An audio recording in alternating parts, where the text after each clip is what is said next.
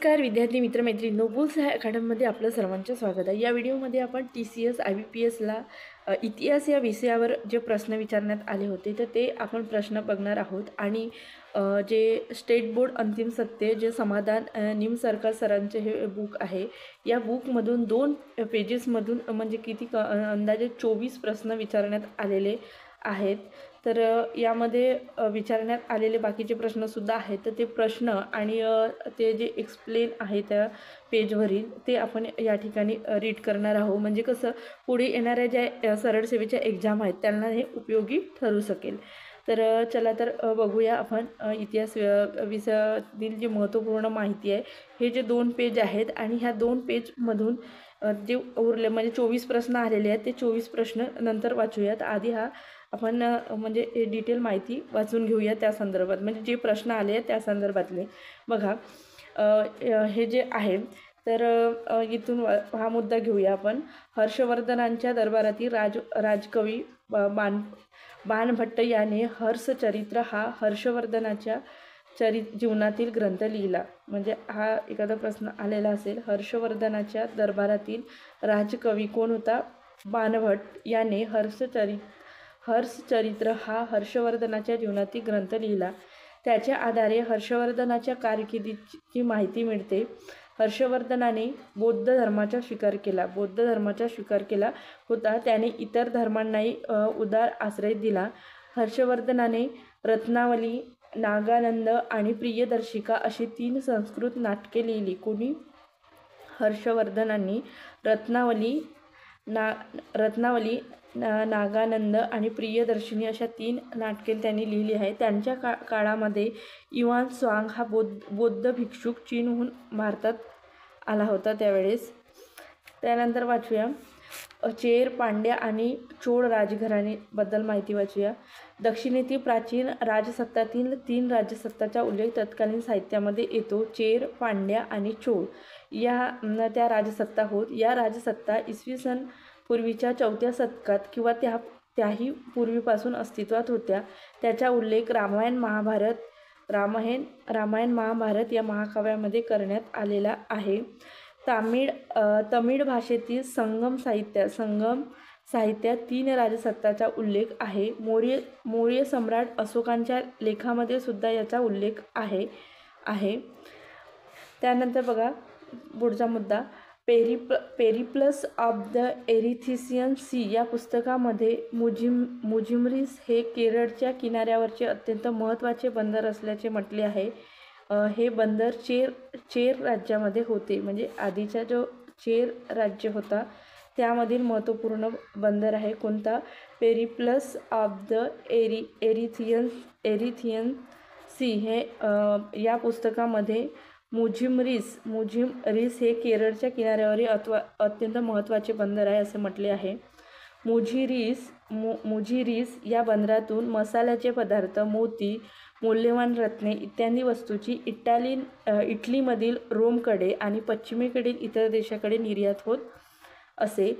पांड्या राज्याचा विस्तार आजच्या तामिळनाडूमध्ये होता। तेथील उत्कृष्ट दर्जाच्या मोत्यांना खूप मागणी होती।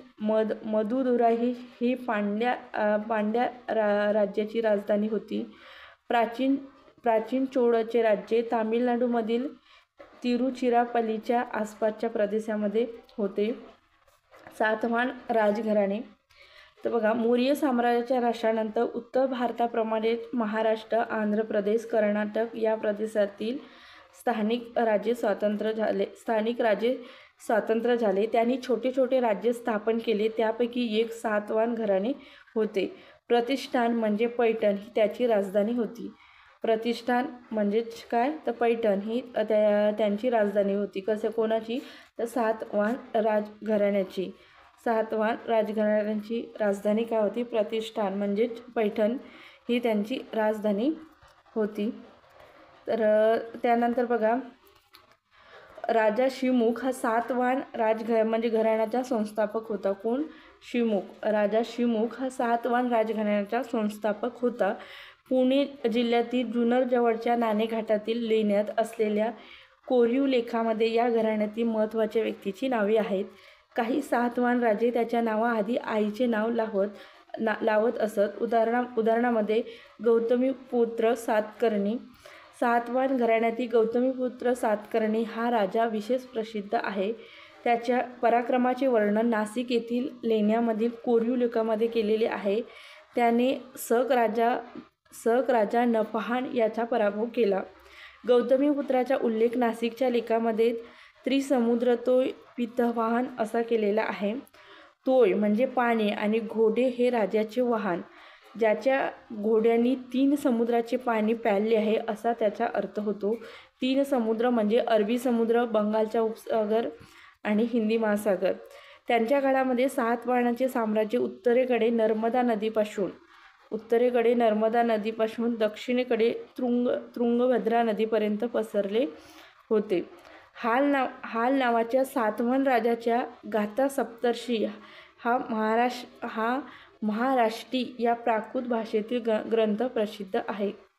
म्हणजे हाल नावाच्या सातवाहन राजाच्या गाथा सप्तर्षी हा महाराष्ट्री या प्राकृत भाषेतील ग्रंथ प्रसिद्ध आहे. या ग्रंथामध्ये सातवाहन काळातील लोकजीवनाची माहिती मिळते. सातवाहन काळामध्ये भारतीय व्यापारात खूप वाढ झाली. महाराष्ट्रातील पैठण, तेर, भोकरदन, कोल्हापूर या स्थळांना व्यापाराची केंद्रे म्हणून विशेष महत्त्व प्राप्त झाले. या काळामध्ये अनेक कला वस्तूचे उत्पादन येथे होऊ लागले आणि भारतीय मालाची निर्यात रोमपर्यंत होत असे. काही सातवाहन नाण्यावर जहाजांच्या प्रतिमा आहेत. महाराष्ट्रातील अजिंठा, नाशिक, कार्ले, भाजे, कान्हेरी, जुन्नर येथील लेण्यांमधील काही लेणी सातवाहनाच्या काळात खोदली आहेत. त्यानंतरच्या घराणा बघू. वाकाटक राजघराणे. इसवी सनाच्या 3ऱ्या शतकाच्या सुरुवातीस सातवाहनाची सत्ता क्षीण झाली. त्यानंतर उदयाला आलेल्या राजघराण्यामध्ये वाकाटक हे एक सामर्थ्यशाली राजघराणे होते. वाकाटक राजघराण्याच्या संस्थापकाचे नाव विंध्यशक्ती असे होते. हा महत्त्वाचा आहे. वाकाटक राजघराण्याच्या संस्थापकाचे नाव काय होते? विंध्यशक्ती होते. विंध्यशक्तीनंतर पहिला प्रवरशेन हा राजा झाला. प्रवरशेनानंतर वाकाटकचे राज्य विभागले गेले. त्यातील 2 शाखा प्रमुख होत्या. पहिल्या शाखेची राजधानी नंदीवर्धन येथे होती. पहिल्या शाखेची राजधानी कुठे होती? नंदीवर्धन येथे होते, नागपूरजवळ आहे. तर दुसऱ्या शाखेची राजधानी हे वश्यगुलम म्हणजे सध्याचे वाशिम जिल्ह्यामध्ये होती. तर त्यावर हे जे 2 पेज आहेत, ह्या 2 पेजमधून तब्बल 24 प्रश्न TCS द्वारे घेण्यात आलेल्या सरळ सेवेच्या एक्झामला विचारण्यात आलेले आहेत. तर ते प्रश्न कोणते आहेत ते बघूया आपण. हा 1 पेज राहिलेला आहे. 1 पेज वाचून झाला. हा दुसरा पेज वाचून घेते. 4 आता. तर बघा, विंध्यशक्ती याचा मुलगा पहिला प्रवरसन याने वाकाटक साम्राज्याचा विस्तार केला. त्याच्या कारकिर्दीत वाकाटकचे साम्राज्य उत्तरेस माळवा आणि गुजरात या प्रदेशापासून दक्षिणेस कोल्हापूरपर्यंत पसरले होते. कोल्हापूरचे त्या काळातील नाव काय होते? तर कुंतल हे होते. म्हणजे वाकाटकांचे राज्य होते. त्यावेळेस कोल्हापूर चे नाव काय होते त्या काळामध्ये? तर कुंतल असे होते. गुप्त सम्राट दुसरा चंद्रगुप्त यांची मुलगी प्रभावती हिचा विवाह दुसरा रुद्रसेन या वाकाटक राजाशी झाला होता. हरिसेन या वाकाटक राजाचा वराहदेव नावाचा मंत्री होता. तो बौद्ध धर्माचा अनुयायी होता. अजिंठा येथील 16 क्रमांकाचे लेणी त्याने खोदून घेतले होते. अजिंठ्याच्या इतरही काही लेण्यांमध्ये खोदाईचे तसेच ती लेणी चित्रांनी सुशोभित करण्याचे काम हरिसेनाच्या कारकिर्दीत झाले. वाकाटक राजा दुसरा प्रवरशेन याने महाराष्ट्री या प्राकृत भाषेतील सेतुबंध या ग्रंथाची रचना केली. कोणी? वाकाटक राजा दुसरा प्रवरशेन. कोणी? दुसरा प्रवरशेन. वाकाटक राजा दुसरा प्रवरशेन याने महाराष्ट्री या प्राकृत भाषेतील सेतुबंध या ग्रंथाची रचना केली. तसेच कालिदासाचे मेघदूत हे काव्य देखील याच काळामधील आहे. कोणत्या काळातील? वाकाटक राजाच्या काळातीलच आहे. काय? कालिदासांचे मेघदूत हे काव्य. त्यानंतर माहिती बघूया. तर चालुक्य राजघराणे. कर्नाटकातील चालुक्य राजघराण्याची सत्ता बलशाली होती. चालुक्य राजघराण्याची सत्ता कुठली आहे? तर कर्नाटक राज्यातील चालुक्य राजघराण्याची सत्ता बलशाली होती. वाकाटकानंतर प्रबळ झालेल्या सत्तामध्ये कंदब, कलचुरी इत्यादी सत्तांचा समावेश होता. त्या सर्वांवर चालुक्य राज्याचे वर्चस्व प्रस्थापित केले. पहिला पुलकेशी याने इसवी सनाच्या 6व्या शतकात चालुक्य घराण्याची स्थापना केली. कर्नाटकातील बदामी येथे त्यांची राजधानी होती. बदामीचे प्राचीन नाव वातापी असे होते. चालुक्य राजा दुसरा पुलकेशी याने सम्राट हर्षवर्धनांचे आक्रमण परतवून लावले होते. बदामी, ऐहोळे, पट्टणकल येथील प्रसिद्ध मंदिरे चालुक्य राजाच्या कारकिर्दीत बांधली गेली. त्यानंतर पल्लव राजघराणे. पल्लव राजसत्ता दक्षिण भारतातील एक प्रबळ सत्ता होती. तामिळनाडूतील कांचीपुरम ही त्याची राजधानी होती. महेंद्र वर्मन हा एक कर्तबगार पल्लव राजा होता. त्याने पल्लव राज्याचा विस्तार केला. तो स्वतः नाटककार होता. महेंद्र वर्मनचा मुलगा नरसिंहवर्मनने चालुक्य राजा दुसरा पुलकेशी यांचे आक्रमण परतवून लावले. त्याच्या कारकिर्दीमध्येच महाबलीपुरम येथील प्रसिद्ध रथमंदिरे खोदली गेली. ही रथमंदिरे अखंड पाषाणात खोदलेली आहेत. पल्लव राज्याचे आरमार प्रबळ आणि सुसज्ज होते. त्याच्या काळामध्ये भारताचा आग्नेय आशियातील देशाशी जवळचा संबंध आला.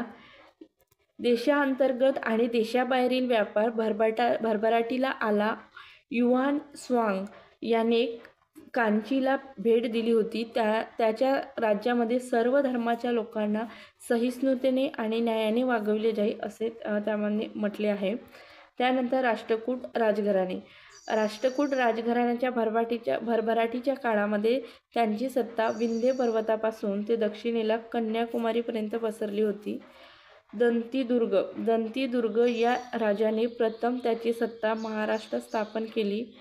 कृष्ण राजा पहिला याने वेरूळचे सुप्रसिद्ध कैलास मंदिर खोदले. कृष्ण राजा पहिला याने वेरूळचे सुप्रसिद्ध कैलास मंदिर खोदले.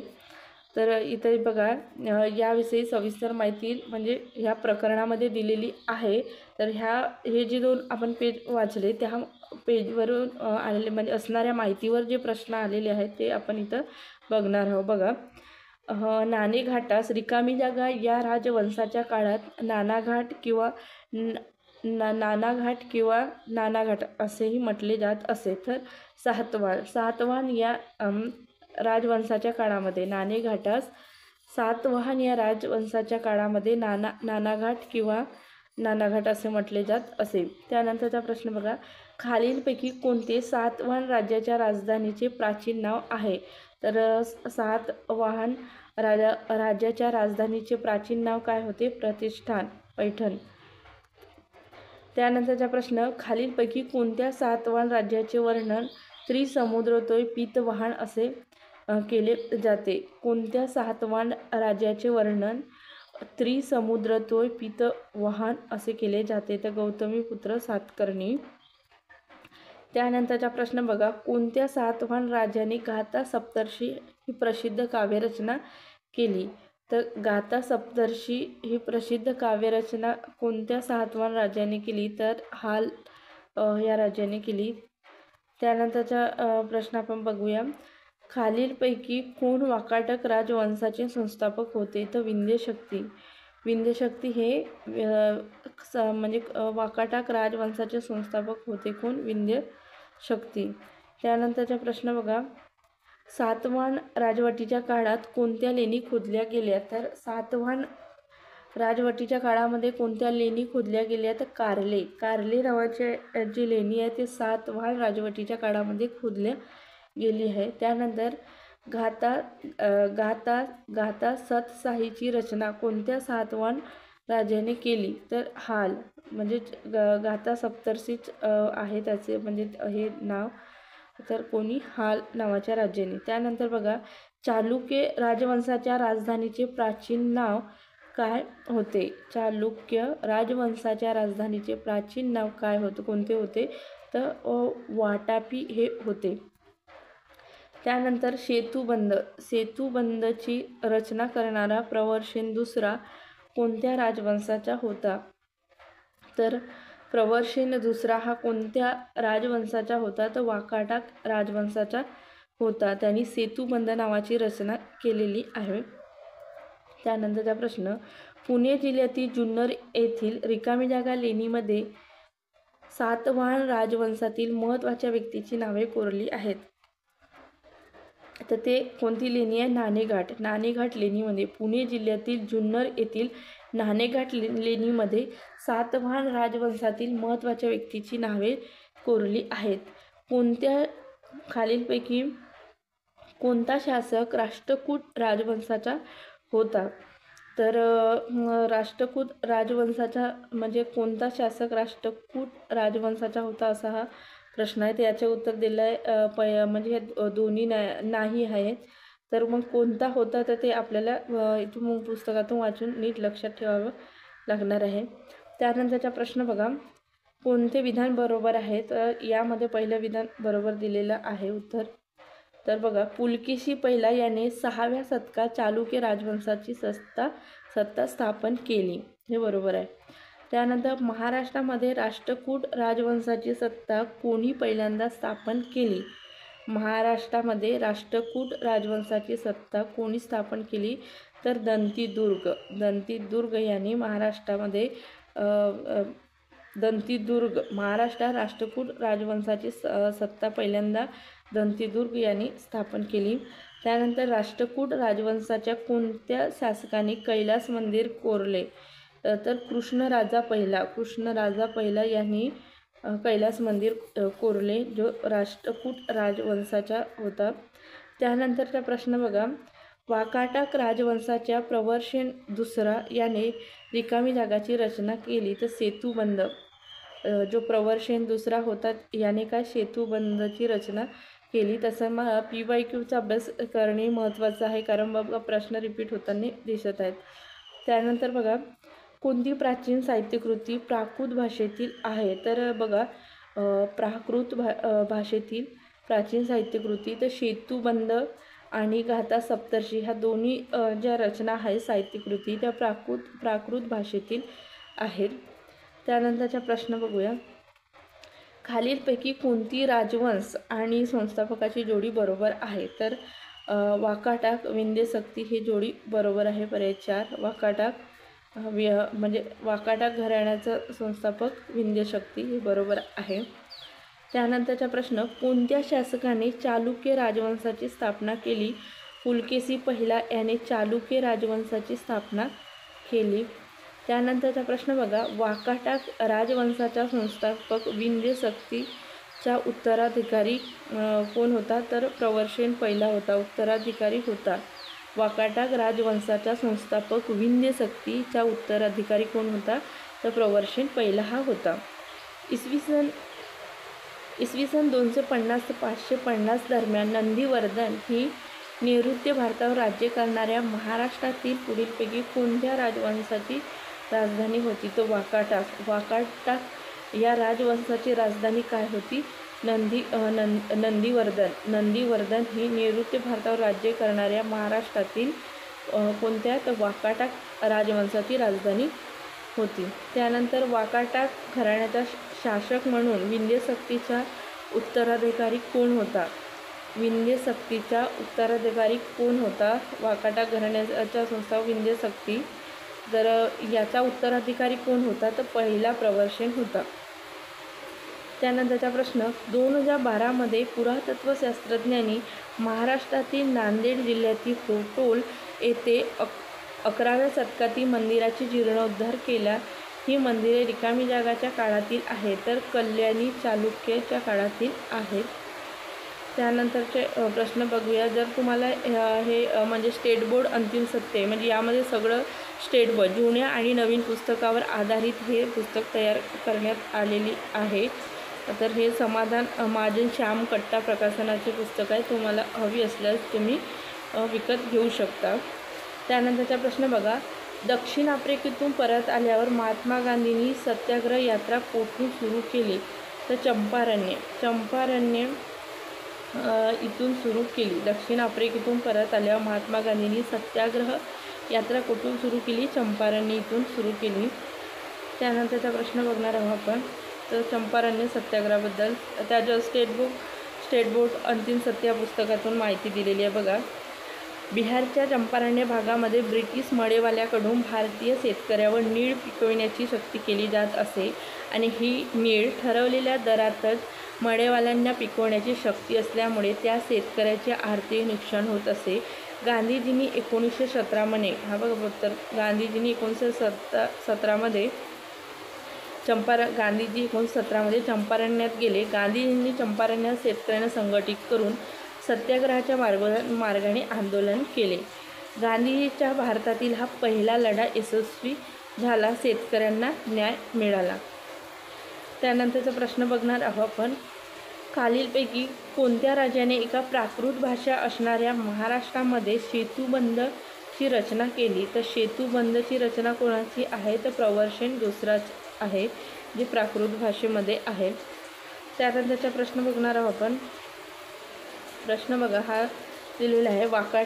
वाकाटकचा राजा दुसरा प्रवर्षण याने महाराष्ट्रीय प्राकृत भाषेतील सेतुबंध ग्रंथाची रचना केली. तसेच कालिदासचे मेघदूत हे काव्यही याच काळातील आहे. म्हणजे कालिदासाचे मेघदूत हे जे काव्य आहे ते केव्हा वाकाटक घराण्याच्या काळामध्येच तयार झालेले आहे. आणि जो वाकाटकचा राजा दुसरा प्रवर्षण होता त्याने महाराष्ट्री या प्राकृत भाषेमध्ये सेतुबंध नावाचा ग्रंथ लिहिला होता. त्यानंतरचा प्रश्न बघणार आहोत आपण. 1857चे स्वातंत्र्य योद्धे आणि महाराष्ट्रातील जिल्हे यांचे खालीपैकी कोणते कोणती जोडी अचूक आहे? तर यामध्ये दिलेले आहे की 1 आणि 2 यापैकी कोणती नाही. म्हणजे या ठिकाणी देण्यात आलेल्या दोन्ही जोड्या चुकीच्या आहेत. तर त्याबद्दल थोडी माहिती बघूया 1857च्या. त्यामुळे आपल्याला माहीत होऊन जाईल की साताऱ्यामध्ये कोणी केलं होतं वगैरे. चला, नागपूर, सातारा, कोल्हापूर, नरगुड अशा ठिकाणी उठाव झाले. म्हणजे 1857चे उठाव झाले. सातारा छत्रपतीचे वारसदार शहाजी प्रतापसिंह व कारभारी रंगो बापूजी. कोल्हापूरचे चिमासाहेब. कोल्हापूरचे नेतृत्व कोणाकडे होते? चिमासाहेबाकडे होते. नरगुडचे कोण होते? बाबासाहेब भावे. अहमदनगर जिल्ह्यातील संगमनेरवरील भागोजी नाईक इत्यादींनी लढ्यात अग्रणी भाग घेतला.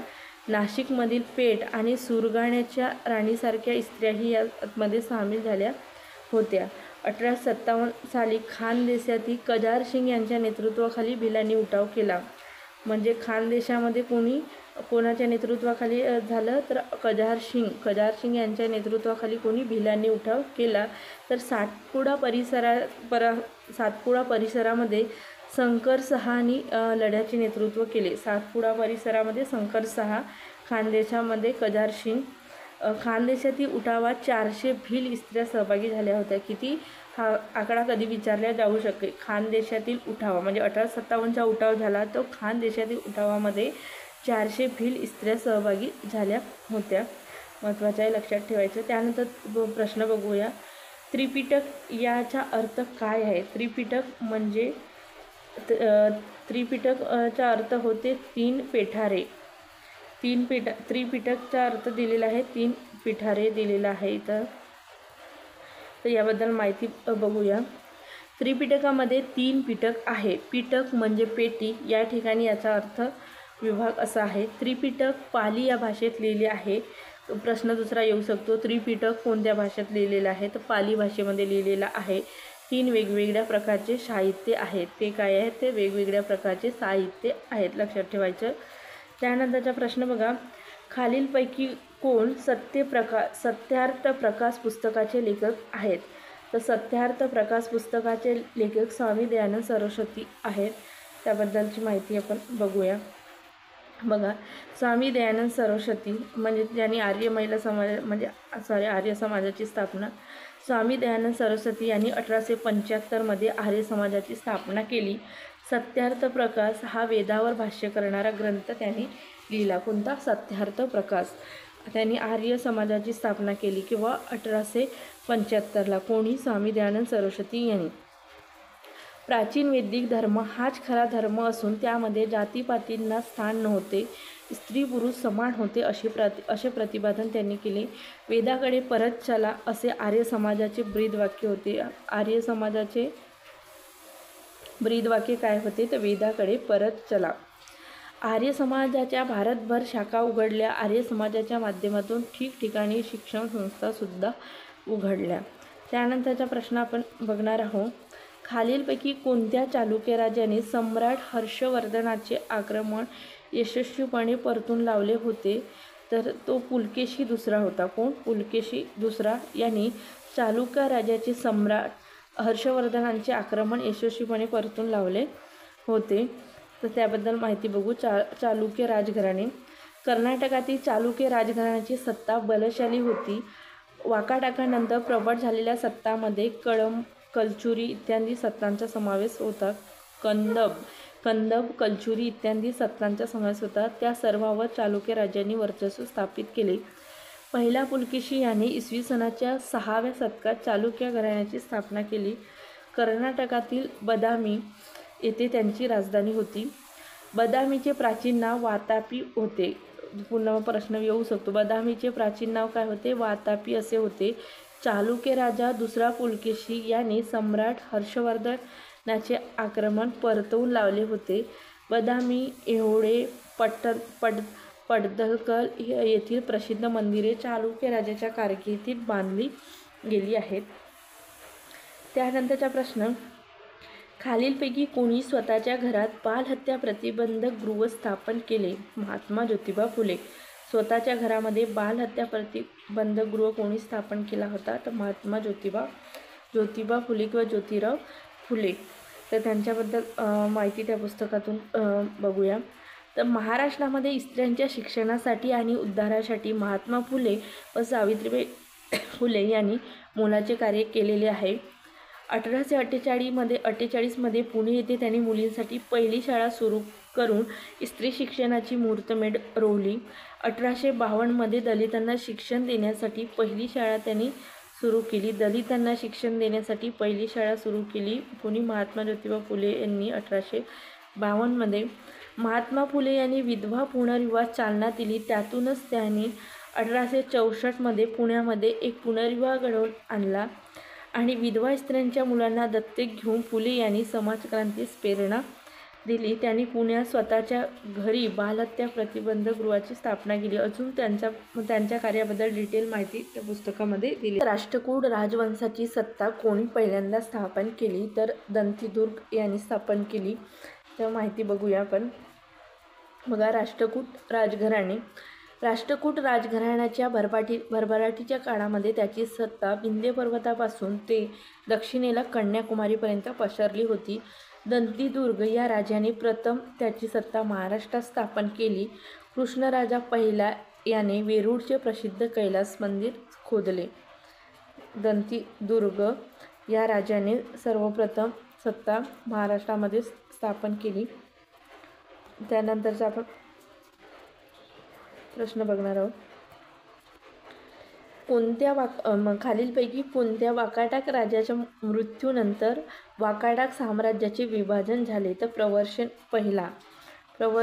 पहिलाच्या मृत्यूनंतर वाकाटक साम्राज्याचे विभाजन झालेले आहे. त्यानंतर बघा, वाकाटक राजघराणे. इसवी सनाच्या 3ऱ्या शतकाच्या सुरुवातीस सातवाहनाची सत्ता क्षीण झाली. त्यानंतर उदयाला आलेल्या राजघराण्यामध्ये वाकाटक हे एक सामर्थ्यशाली राजघराणे होते. वाकाटक राजघराण्याच्या संस्थापकाचे नाव विंध्यशक्ती होते. वाकाटक राजघराण्याच्या संस्थापकाचे नाव काय होते? विंध्यशक्ती असे होते. विंध्यशक्तीनंतर पहिला प्रवर्षण हा राजा झाला. विंध्यशक्तीनंतर राजा कोण झाला? तर पहिला प्रवर्षण झाला. प्रवर्षण नंतर वाकाटक राज्ये विभागले गेले. त्यातील दोन शाखा प्रमुख होत्या. पहिल्या शाखेची राजधानी काय होती? नंदीवर्धन म्हणजे नागपूरजवळ. आणि दुसऱ्या शाखेची राजधानी होती वश्यगुलम म्हणजे सध्याचे वाशिम हे होते. त्यानंतरचा प्रश्न बघूया. प्रश्न बघा, ऋग्वेदातील स्त्रोतांना काय म्हणतात? तर सूतक. सूत असं म्हटलं जाते. सूक्त अशा पद्धतीचं म्हटले जाते. ऋग्वेदातील स्त्रोतांना काय म्हटलं जाते? सूक्त असं म्हटलं जाते. तर याबद्दल माहिती आपण बघूया. ऋग्वेद संहिता. ऋचांनी बनवलेला वेद म्हणजे ऋग्वेद. ऋचा म्हणजे स्तुती करण्यासाठी रचलेले पद्ये. अनेक ऋचा एकत्र गुंफून एखाद्या देवतेची स्तुती करण्यासाठी तयार केलेल्या काव्याला सूक्त असे म्हणतात. ऋग्वेद संहितेत विविध देवतांची स्तुती करणारे सूक्ते आहेत. त्यानंतरचा प्रश्न. बालविवाहाबाबत गोपाळ गणेश आगरकर यांचे वर्तमानपत्र रिकामी जागांमध्ये परखड मते मांडत असत. तर सुधारक वर्तमानपत्र ते कोणते होते? सुधारक. बालविवाहाबाबत गोपाळ गणेश आगरकर यांचे वर्तमानपत्र कोणते? सुधारक. परखड मत ते मांडत होते. कशाबद्दल? बालविवाहाबाबत. तर त्याबद्दल गोपाळ गणेश आगरकरबद्दल माहिती. तर जास्त डिटेल माहिती दिलेली आहे, पण इथं थोडी कमी माहिती आहेत असे म्हणजे इथं घेण्यात आलेली आहे. ती पुस्तकामध्ये सर्व डिटेल दिलेलं आहे. तर आपण गोपाळ गणेश आगरकरबद्दल थोडक्यात वाचून घेऊया. तर गोपाळ गणेश आगरकर यांचा कार्यकाळ होता 1856 ते 1895 हा त्यांचा कार्यकाळ. गोपाळ गणेश आगरकर हे व्यक्ती स्वातंत्र्य व बुद्धी प्रामाण्याचा पुरस्कार करणारे विचारवंत होते. त्यांचा जन्म कराड जवळील टेंभू येथे. त्यांचा जन्म कुठं दिला? जन्म विचारण्यात आलेला आहे दुसऱ्या एक्झामला. टेंभू या ठिकाणी त्यांचा जन्म झालेला होता गोपाळ गणेश आगरकरांचा. केव्हा? तर 14 जुलै 1856 घरची आर्थिक स्थिती बेताची होती. मॅट्रिकपर्यंतचे शिक्षण कराड, रत्नागिरी, अकोला या ठिकाणी झाले. लहानसहान नोकऱ्या करून आणि जिद्दीने प्रयत्न करून 1875 मॅट्रिक परीक्षा पास झाले. अनंत अडचणींना सामोरे जात त्यांनी पुण्यामध्ये MA पर्यंतचे शिक्षण घेतले. शिक्षण पूर्ण झाल्यानंतर आगरकरांनी समाजसेवा व जनजागृतीच्या कार्याला वाहून घेतले. त्यांनी विष्णुशास्त्री चिपळूणकर, लोकमान्य टिळक यांच्या मदतीने पुण्यामध्ये न्यू इंग्लिश स्कूलची स्थापना केली. पुढे लोकमान्य टिळकाच्या मदतीने केसरी व मराठा ही वृत्तपत्रे सुरू केली. त्यातील केसरीचे संपादक कोण होते? तर स्वतः आगरकर संपादन करत होते. आगरकर. लोकमान्य टिळक व इतरांच्या समवेत आगरकरांनी पुणे येथे डेक्कन एज्युकेशन सोसायटीची स्थापना केली. या संस्थेच्या वतीने फर्ग्युसन कॉलेज सुरू करण्यात आले. याच कॉलेजचे ते प्रिन्सिपाल होते. कोणत्या? तर हे जे फर्ग्युसन कॉलेज होते, कॉलेज सुरू केले त्याचेच पुढे ते काय झाले? तर प्रिन्सिपालसुद्धा होते. आगरकरांनी केसरी सोडून म्हणजे लोकमान्य टिळक आणि आगरकर यांच्यामध्ये म्हणजे आधी सामाजिक सुधारणा की राजकीय सुधारणा यावरून म्हणजे थोडं त्यांच्यात वाद झाले आणि मग त्यांनी केसरीचा राजीनामा दिला आणि त्यांनी स्वतःचा सुधारक वृत्तपत्र सुरू केला. कोणी? आगरकरांनी लोकजागृतीसाठी सुरू केले. तर त्याबद्दल अजून माहिती आपण वाचूया. आगरकरांनी बुद्धिप्रामाण्याच्या आधारावर सामाजिक सुधारणेचा पुरस्कार केला. त्यांनी व्यक्ती स्वातंत्र्याचा आग्रह धरला. कशाचा? व्यक्ती स्वातंत्र्याचा आग्रह धरला. व्यक्ती विकासातून समाजाचा विकास होतो असे त्यांचे मत होते. व्यक्ती विकासातून समाजाचा विकास होतो असे त्यांचे मत होते. व्यक्तीच्या विकासाला विचार, व्यवसाय, विवाह स्वातंत्र्य असले पाहिजे असे त्यांनी प्रतिपादन केले. त्यांनी व्यक्तिवादाला बुद्धिवाद व भौतिकवाद याची जोड दिली. आगरकरांनी इथं दिलेला आहे. आगरकरांनी बालविवाह, जातीभेद, केशवपण, धर्माच्या नावावर चाललेल्या गैरप्रकाराचा विरोध करून सामाजिक सुधारणाचा पुरस्कार केला. आगरकरांच्या लेखनामध्ये समाजहिताची तळमळ होती. त्यांनी अज्ञान, अंधश्रद्धा, दांभिकता याला विरोध केला. केसरीतील निवडक निबंध, सुधारकातील वेचक लेख, वाक्यमीमांसा, वाक्याचे पृथक्करण इत्यादी ग्रंथाचे लेखन त्यांनी केलेले आहे. समाज परिवर्तनाच्या चळवळीतील अवहेलनेला सहन करण्याची तयारी करणारे आगरकर एक श्रेष्ठ समाजसुधारक होते. आगरकरांचा मृत्यू 17 जून 1895 झालेला आहे. त्यानंतर पंडिता रमाबाईबद्दल सुद्धा वाचून घेऊ, कारण पंडिता रमाबाईला प्रत्येक एक्झामला एकतरी प्रश्न येतच असतो. पंडिता रमाबाई. पंडिता रमाबाई यांनी बुद्धिमत्ता व कर्तबगारी यांच्या जोरावर महाराष्ट्रात अलौकिक कार्य केलेले आहे. त्यांचा जन्म कुठं झाला? कर्नाटकातील मंगळूर जिल्ह्यातील गंगामुळे या गावी 23 एप्रिल 1858 रोजी झाला. त्यांचे पूर्ण नाव काय होते? रमाबाई अनंतशास्त्री डोंगरे असे त्यांचे पूर्ण नाव होते. रमाबाई अनंतशास्त्री डोंगरे असे होते. वडिलांनी त्यांना प्राचीन हिंदू शास्त्राचे चांगले शिक्षण दिले होते. 16व्या वर्षी त्यांचे आई वडील मृत्यू पावले. पोरक्या झालेल्या पंडिता रमाबाई व बंधू श्रीनिवास यांनी तीर्थयात्रेला जाण्याचा निर्धार केला. 6 वर्षाच्या भारत भ्रमणानंतर त्या कलकत्त्यात परत दाखल झाल्या. तेथे त्यांनी आपल्या पांडित्याने व संस्कृत ज्ञानाच्या आधारे लोकांना थक्क केले. लोकांनी त्यांना सरस्वती व पंडिता या पदव्या देऊन गौरविले. त्यांना पंडिता रमाबाई असे संबोधले जाऊ लागले. त्यानंतर त्यांचा विवाह झाला. मात्र पंडिता रमाबाईंना म्हणजे संसारात सुख लाभले नाही. त्यानंतर त्या पुण्यात आल्या. तिथे म्हणजे स्त्रियांच्या स्थितीबद्दल जागृती करण्यासाठी त्यांनी आर्य महिला समाजाची स्थापना केली. केव्हा? 1882 देशाच्या उन्नतीसाठी स्त्रियांची स्थिती सुधारणे गरजेचे आहे हे त्यांनी प्रतिपादन केले. त्यांनी हंटर कमिशन पुढे साक्ष देताना स्त्री शिक्षणासाठी आग्रह धरला. त्या मिशनऱ्याच्या मदतीने इंग्लंड व अमेरिकेला सुद्धा गेल्या. ख्रिश्चन धर्मातील सेवाभावी वृत्ती व मानवतावादी विचारांचा त्यांनी मानवतावादी विचार यामुळे काय केलं? त्यांनी ते ख्रिश्चन धर्माचा स्वीकार त्यांनी केला. कोणी? पंडिता रमाबाईंनी. त्यानंतर आपण पुढचा प्रश्न बघूया. 1857च्या संघर्षामध्ये सहभागी झालेले रंगो बापूजी गुप्ते हे रिकामी जागाचे अधिकारी होते. तर 1857च्या संघर्षात सहभागी झालेले जे रंगो बापूजी गुप्ते होते ते छत्रपती प्रतापसिंहचे अधिकारी होते. तर त्याबद्दल आपण माहिती बघणारच आहोत. रंगो बापूजी गुप्ते आणि 1857चा उठाव. सातारचे छत्रपती प्रतापसिंह यांचे गेलेले राज्य परत मिळवण्यासाठी रंगो बापूजीने अविरत प्रयत्न केले.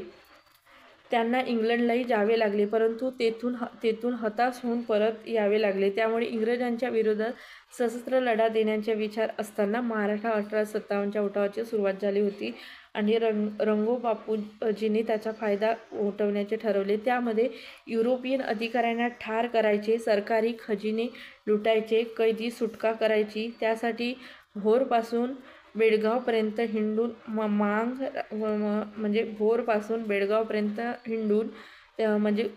म्हणजे त्या ठिकाणी जाऊन मांग, रामोसी, कोळी यांना एकत्र करून सैन्य उभारले. उठावासाठी त्यांनी कोल्हापूर, पंढरपूर, फलटण, वाठार, बेळगाव, कळंबी, कराड, आराडे, देऊर इत्यादी ठिकाणे निवडली. परंतु त्यांच्या या हालचालीचा सुगावा इंग्रज सरकारला लागला. सरकार सतर्क झाले. त्यांनी धरपकड सुरू केली. मात्र रंगो बापूजी भूमिगत झाले. आरोपींना फासावर लटकविण्यात आले. हे त्यांच्याबद्दलची जास्त डिटेल माहिती. त्यानंतरचा प्रश्न बघूया. कुतुबुद्दीन ऐबकने कोणत्या वर्षी त्यांचा राज्यकारभार सुरू केला? तर 1206ला कुतुबुद्दीन ऐबक यांनी आपला राज्यकारभार सुरू केला. किंवा 1206ला. तर बघूया त्यांच्याबद्दल माहिती थोडी. उत्तरेकडील सुलतानशाही इसवी सन 1175 ते 1178 अफगाणिस्तानातील घूर येथील सुलतान महमद घोरी याने भारतावर आक्रमण केले. भारतातील जिंकून घेतलेल्या प्रदेशाचा कारभार पाहण्यासाठी त्याने कुतुबुद्दीन ऐबक यांची नेमणूक केली. पुढे इसवी सन 1206 महमद घोरीच्या मृत्यूनंतर ऐबकाने आपल्या प्रभुत्वाखाली भारतातील प्रदेशाचा कारभार स्वतंत्रपणे पाहण्यास सुरुवात केली. ऐबक हा मूळचा गुलाम असून तो दिल्लीचा सत्ताधीश बनला. इसवी सन 1210 त्याचा मृत्यू झाला. कुतुबुद्दीन ऐबकनंतर अल्तमश, रजिया, बलबन, अल्लाउद्दीन खलजी, मोहम्मद तुगलक, फिरोज तुगलक इब्राहिम लोधी इत्यादी सुलतानांनी भारतावर राज्य केले. इब्राहिम लोधी हा शेवटचा सुलतान होय. इब्राहिम लोधी हा शेवटचा सुलतान होय. त्याच्या स्वभावदोषामुळे त्याला अनेक शत्रू निर्माण झाले. पंजाबचा सुभेदार दौलत खान लोधी याने काबूल येथील मुघल सत्ताधीश बाबर यास इब्राहिम लोधी विरुद्ध पाचारण केले. या लढाईत बाबरने इब्राहिम लोधीचा पराभव केला आणि त्याबरोबरच सुलतानशाहीचा शेवट झाला. त्यानंतरचा प्रश्न आपण बघणार आहोत. तर इथे 2 वाक्ये दिलेली आहेत आणि कोणते विधान बरोबर म्हटलं आहे तर दोन्ही विधाने बरोबर आहेत. तर 2 विधाने आपण वाचूया. पन्हाळा किल्ला महाराष्ट्रात सह्याद्री पर्वतरांगेमध्ये आहे. पन्हाळाचा किल्ला महाराष्ट्रातील कोल्हापूरच्या शिल्लार शासकांनी बांधला. तर हे दोन्ही विधाने बरोबर आहेत.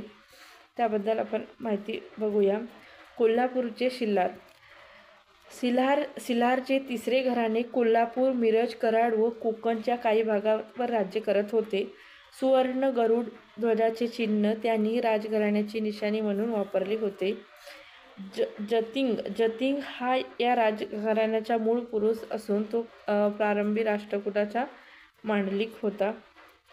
या घराण्यातील अन्य राजामध्ये न्यायवर्मा, चंद्र, जातिक दुसरा, मारशिंग दुसरा, गुहल पहिला भोज, बल्लाळ, मंडारादित्य, विजयादित्य व दुसरा भोज असे राजे होऊन गेलेले आहेत. दुसरा भोज या राजघराण्यातील प्रसिद्ध राजा होऊन गेलेला आहे. त्याने कोल्हापूर, वडिवडे व पन्हाळा राजधान्या बनविण्याचा उल्लेख शिलालेखात सापडतो. त्याने दान दिल्याचा एक शिलालेख कोल्हापूरच्या अंबाबाईच्या मंदिरात असून त्याची लिपी देवनागरी व भाषा संस्कृत आहे. याने बावडा, भुदरगड, खेडणा, पन्हाळा, पावनगड, सामनगड व वाईजवळील पांडवगड असे 15 किल्ले बांधल्याचा उल्लेख सापडतो. त्यानंतर आहे शिल्हाराचे योगदान. शिल्हारकालीन समाज हा ब्राह्मण, क्षत्रिय, वैश्य व शूद्र या वर्णामध्ये विभागला होता. शिल्हारकालीन समाज हा ब्राह्मण, क्षत्रिय, वैश्य व शूद्र अशा वर्णामध्ये विभागला होता. जातीनिहाय व्यवसाय केले जात. भोजनामध्ये शाकाहारी व मांसाहारी अन्नाचा समावेश असे. सुतार, लोहार, कुंभार, चांभार, पाथरट यांच्या उद्योगाबरोबरच धातू उद्योग, कापड उद्योग, हस्ततंती उद्योगही या काळात चालत असे. शेती हा या काळातील लोकांचा प्रमुख व्यवसाय होता. शिल्हार राजे जैन धर्माचे अनुयायी होते. शिल्हार राजे होते ते कोण? जैन धर्माचे अनुयायी होते. त्यांनी कोल्हापूर, खिद्रापूर येथे जैन मंदिरे बांधण्याचे उल्लेख मिळतात. ते धर्मसहिष्णू राजे होते. त्यांनी हिंदू धर्मासाठी मंदिरे आणि बौद्ध भिक्षुकांच्या निवासाची विहारे सुद्धा बांधली आहे. तर हे त्यांच्याबद्दल आपण माहिती बघितली. आता त्यानंतर दुसरा प्रश्न बघूया. सिखांचे 9वे गुरु तेग बहादूर यांना औरंगजेबाने कोणत्या वर्षी तुरुंगात टाकले आणि त्यांचा शिरच्छेद केला? तर तो वर्ष होता 1675. सिखांचे 9वे गुरु तेग बहादूर यांना औरंगजेबाने तुरुंगात टाकले आणि त्यांचा शिरच्छेद केला. तर ते वर्ष होते 1675. सिखांशी संघर्ष बघूया. सिखांचे 9वे गुरु तेग बहादूर यांनी औरंगजेबाच्या असहिष्णू धार्मिक धोरणाविरुद्ध तीव्र नापसंती दर्शवली. औरंगजेबाने त्यांना कैद करून 1675 मध्ये त्यांचा शिरच्छेद केला. त्यानंतर गुरु गोविंद सिंग हे सिखांचे गुरु झाले. गुरु गोविंद सिंग हे 10वे सिखांचे गुरु होते. गुरु गोविंद सिंहांनी आपल्या अनुयायांना संघटित करून त्यांच्यातील लढाऊ वृत्तीला प्रोत्साहन दिले. लढाऊ शीख तरुणांचे एक दल उभा केले आणि त्यास खालसा दल असे म्हणतात. आनंदपूर हे त्यांचे प्रमुख केंद्र होते. औरंगजेबाने सिखांविरुद्ध सैन्य पाठवले. त्यांच्या फौजांनी आनंदपूरवर हल्ला चढवला. त्यावेळी शिखांनी प्रखर झुंज दिली, परंतु त्यांना यश आले नाही. यानंतर गुरु गोविंद सिंग दक्षिणेत आले. इसवी सन 1708 मध्ये नांदेड मुक्कामी त्यांच्यावर हल्ला झाला. पुढे त्यांचे निधन झाले. त्यानंतरचा प्रश्न बघूया. राष्ट्रकूट राजवंशाच्या कोणत्या शासकाने कैलास मंदिर कोरले? तर कृष्णराजा पहिला. कैलास मंदिर कोणी कोरले? तर कृष्णराजा पहिला या राष्ट्रकूट राजवंशाच्या म्हणजे शासकाने कैलास मंदिर कोरले. तर त्याबद्दल थोडी माहिती बघूया. राष्ट्रकूट राजघराण्याच्या भरभराटीच्या काळामध्ये त्यांची सत्ता ही विंध्य पर्वतापासून ते दक्षिण कन्याकुमारी पसरली होती. याआधीसुद्धा आपण वाचलेली आहे माहिती. दंतीदुर्ग या राजाने प्रथम त्याची सत्ता महाराष्ट्रात स्थापन केली. कृष्णराजा पहिला याने वेरूळचे सुप्रसिद्ध असे कैलास मंदिर खोदले. त्यानंतरचा प्रश्न बघूया. वाकाटाक राजवंशाच्या प्रवर्षण दुसरा याने रिकामी जागाची रचना केली. तर कशाची? सेतुबंधची रचना केली. त्या बघा, वाकाटाक राजा दुसरा प्रवर्ष यांनी महाराष्ट्री या प्राकृत भाषेतील सेतुबंध या ग्रंथाची रचना केली. तसे कालिदासचे मेघदूत काव्यही त्या काळातीलच आहेत.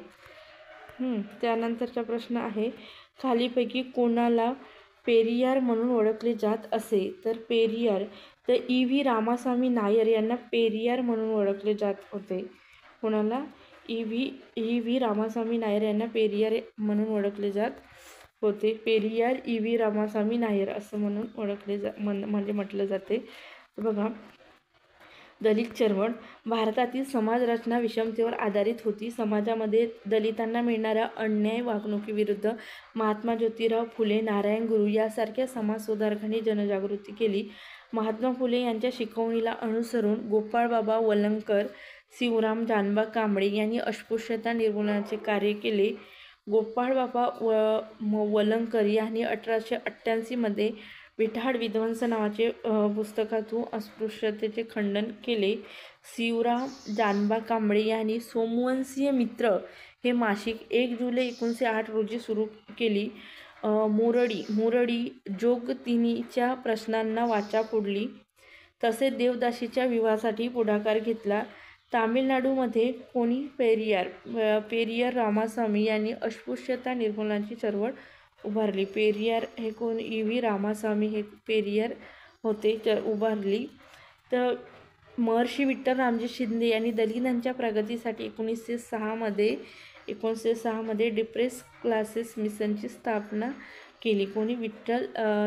महर्षी विठ्ठल रामजी शिंदे यांनी दलितांच्या प्रगतीसाठी 1906 मध्ये डिप्रेस्ड क्लासेस मिशनची स्थापना केली. दलितांना स्वाभिमानी, सुशिक्षित आणि उद्योगी बनविणे हा त्यांच्या कार्याचा महत्त्वाचा भाग होता. तर उच्चवर्णीयांच्या मनातील दलित विषयक भ्रामक समजूत नष्ट करणे हा त्या कार्याचा दुसरा भाग मानला. त्यासाठी त्यांनी मुंबईमध्ये परळ, देवनार या भागामध्ये मराठी शाळा, उद्योगशाळा काढल्या. त्यांनी पुणे येथे पर्वती मंदिरामध्ये प्रवेश सत्याग्रह, दलितांची शेतकी परिषद, संयुक्त मतदारसंघ योजना पण सुरू केल्या. तर हे त्या पुस्तकातल्या माहितीवर आलेले प्रश्न आहेत. हे ह्या व्हिडिओच्याद्वारे सांगणे आहे. औरंगजेबाने कोणत्या वर्षी राज्यकारभार करण्यास सुरुवात केली? तर औरंगजेबाने 1658 मध्ये राज्यकारभार करण्यास सुरुवात केली. तर आपण माहिती बघूया. बाबरनंतर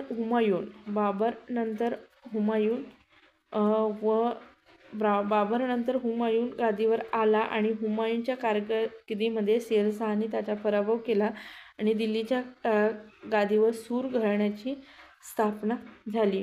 हुमायून नंतर अकबर गादीवर आला. तर अकबर व हेमू यांच्यामध्ये 1556 मध्ये पानिपत येथे लढाई झाली. ही पानिपतची दुसरी लढाई होय. संपूर्ण भारत आपल्या एकछत्री अंमलाखाली आणण्याची त्यांची महत्त्वाकांक्षा होती. अकबरानंतर जहांगीर हा सम्राट झाला. त्याच्या कारकिर्दीत त्याची पत्नी नूरजहान हिने प्रभावी कामगिरी बजावली.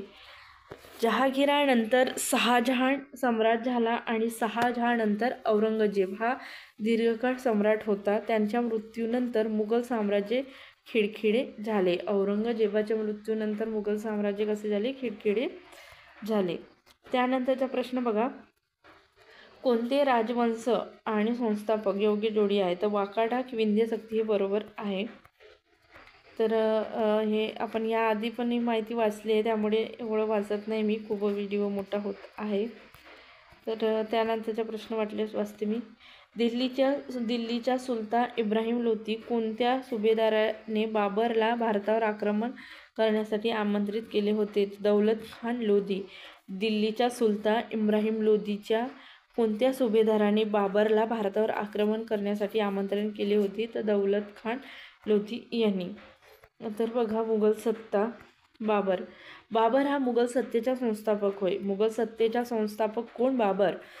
तो मध्य आशियातील सध्याच्या उझबेकिस्तानमध्ये असलेल्या फरघाना राज्याचा राजा होता. भारतातील संपत्ती संबंधीचे वर्णन त्याने ऐकले होते, म्हणून त्याने भारतावरील स्वारीची आखणी केली. दिल्लीमध्ये त्यावेळी इब्राहिम लोधी हा सुलतान राज्यकारभार करत होता. सुलतानशाहीतील पंजाबच्या प्रदेशामध्ये दौलत खान लोधी हा प्रमुख अधिकारी होता. इब्राहिम लोधी आणि दौलत खान लोधी इब्राहिम लोधी आणि दौलत खान लोधी यांच्या संबंधामध्ये संघर्ष निर्माण झाला. दौलत खानने भारतावर आक्रमण करण्यासाठी बाबरला निमंत्रित केले.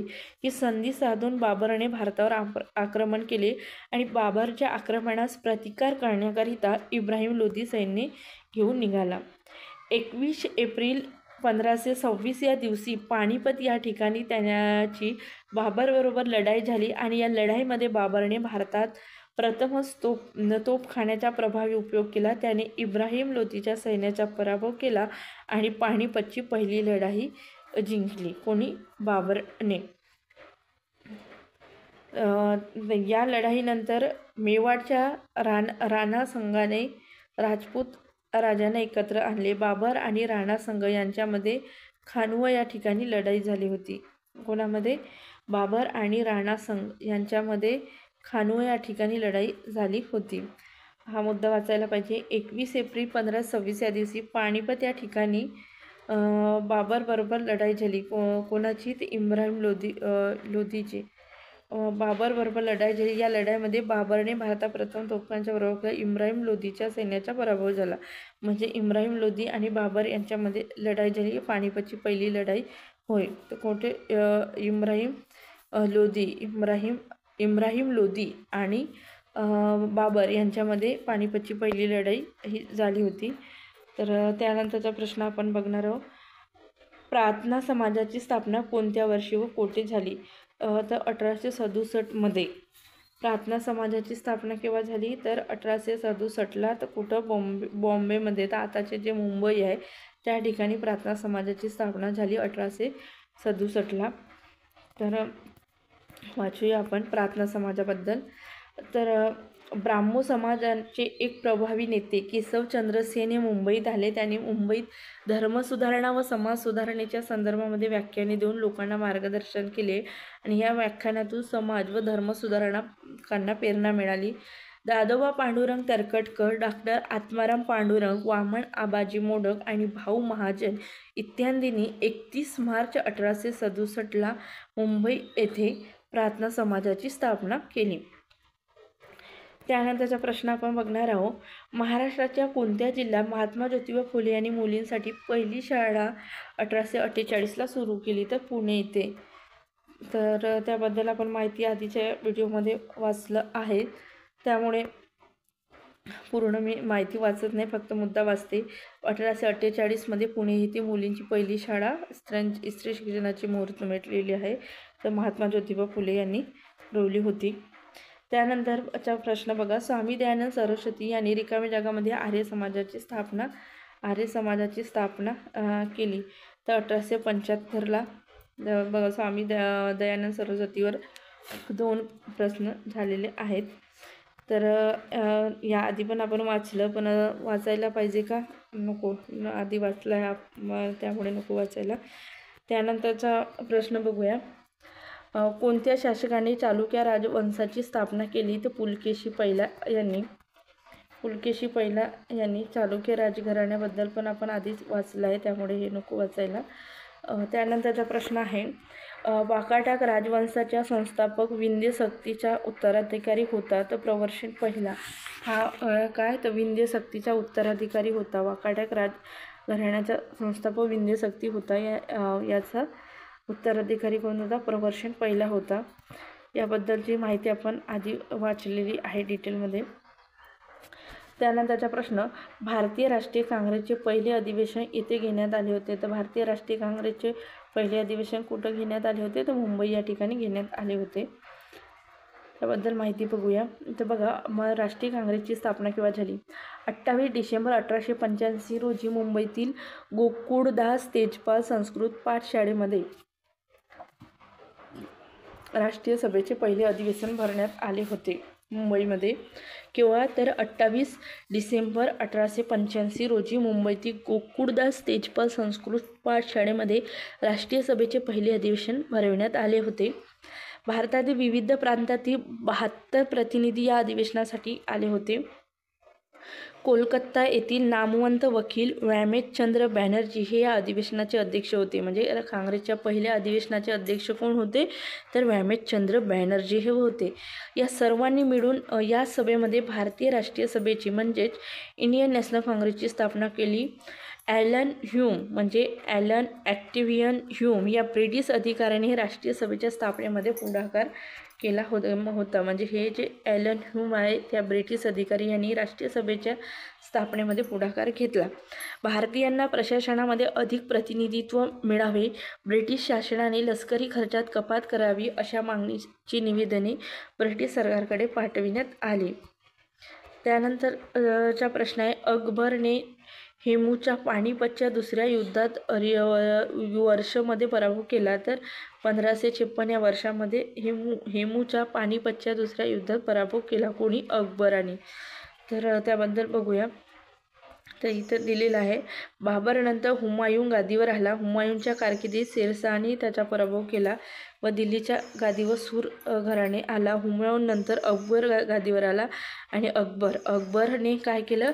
तर अकबरने हेमू यांच्यात अकबर आणि हेमू यांच्यामध्ये 1556 पानिपत येथे लढाई झाली आणि ही पानिपतची दुसरी लढाई होती. त्यानंतरच्या म्हणजे आपण बघणार आहोत प्रश्न. तर 2 विधाने दिलेली आहेत आणि हे दोन्ही विधाने बरोबर आहेत. रामकृष्ण परमहंस यांचे निकटचे शिष्य स्वामी विवेकानंद यांनी रामकृष्ण मिशनची किंवा 1897 मध्ये स्थापना केली. 1897 मध्ये रामकृष्ण मिशनची स्थापना कोणी केली? स्वामी विवेकानंद यांनी. हे कोणाचे शिष्य आहेत? रामकृष्ण परमहंस यांचे. तर पंडित मदन मोहन मालवीय यांनी बनारस हिंदू विद्यापीठाची पायाभरणी केली. बनारस हिंदू विद्यापीठाची पायाभरणी कोणी केली? पंडित मदन मोहन मालवीय. त्यानंतर त्यांच्याबद्दल थोडक्यात माहिती बघूया. रामकृष्ण मिशन. रामकृष्ण परमहंस यांचे शिष्य स्वामी विवेकानंद यांनी 1897 मध्ये रामकृष्ण मिशनची स्थापना केली. 1897 मध्ये रामकृष्ण मिशनची स्थापना स्वामी विवेकानंद यांनी केली. हे कोण होते? तर रामकृष्ण परमहंस यांचे शिष्य होते. रामकृष्ण मिशनने लोकसेवेची कार्य केली. दुष्काळग्रस्तांना मदत, रोगी दीनदुबळ्यांना औषधोपचार, स्त्री शिक्षण, आध्यात्मिक उन्नती या क्षेत्रामध्ये मिशनने कार्य केले व आजही करत आहेत. स्वामी विवेकानंद उत्तम वक्ते होते. त्यांनी 1893 मध्ये अमेरिकेतील शिकागो येथील विश्वधर्म परिषदेमध्ये हिंदू धर्माचे प्रतिनिधित्व केले. भारतातील तरुणांना उठा, जागे व्हा व ध्येय प्राप्त होईपर्यंत थांबू नका हा संदेश त्यांनी दिला.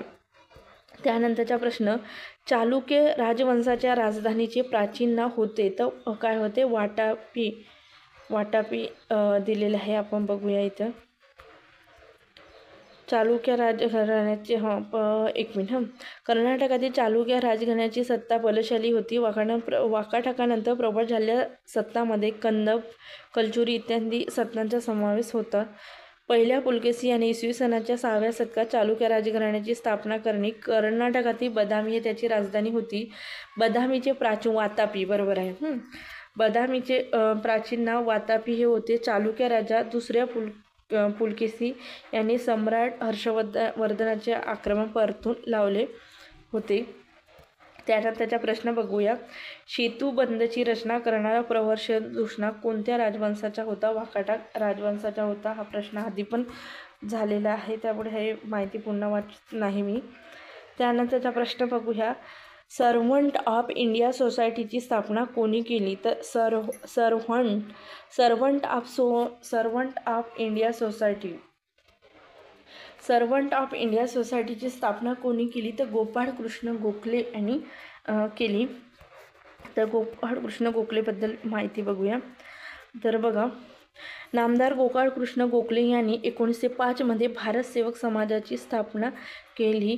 लोकांमध्ये देशभक्ती निर्माण करून स्वार्थ त्यागाची शिकवण देणे, धर्म व जाती यांच्यातील विरोध नष्ट करून सामाजिक सलोखा निर्माण करणे, शिक्षणाचा प्रसार करणे हे भारत सेवक समाजाचे मुख्य उद्दिष्ट होते. आपला प्रश्न काय होता? सर्व्हंट ऑफ इंडिया सोसायटीची स्थापना कोणी केली? तर गोपाळ कृष्ण गोखले. त्यानंतरचा आपण प्रश्न बघणार आहोत. 1857च्या बंडामध्ये कोल्हापूरमधून कोण सहभागी झाले होते? तर चिमासाहेब. कोल्हापूरमधून 1857च्या उठावामध्ये कोल्हापूरमधून कोण सहभागी झाले होते? तर चिमासाहेब सहभागी झाले होते. त्याबद्दल थोडक्यात माहिती बघूया.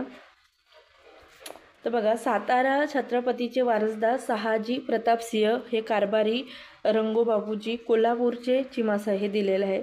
कोल्हापूरमधून चिमासाहेब होते. नगदूरचे बाबासाहेब भावे होते. अहमदनगर जिल्ह्यातील संगमनेर जवळील भागोजी नाईक हे म्हणजे अग्रणी होते या लढ्यामध्ये. नाशिक जिल्ह्यातील पेठ आणि सुरगाणाच्या राणीसारख्या स्त्री यात सामील होते. हे माहिती आधी वाचली आहे. तर त्यानंतरचा प्रश्न बघूया. मुघल साम्राज्याच्या संस्थापक बाबर यांचा मृत्यू केव्हा झाला? तर जो मुघल साम्राज्याचा संस्थापक कोण होता? तर बाबर होता. आणि त्याचा मृत्यू केव्हा झाला? तर 1530ला झाला. तर त्यांच्याबद्दल माहिती बघूया. बघा, हे दिलेली आहे. या लढाई बाबरच्या तोफखाना आणि त्याची राखीव सैन्य प्रभावी कामगिरी राणा संघाच्या सैन्याचा पराभव झाला. 1530 मध्ये बाबरचा मृत्यू झाला. हे इथे दिलेलं आहे. माहिती आधी वाचलेली आहे.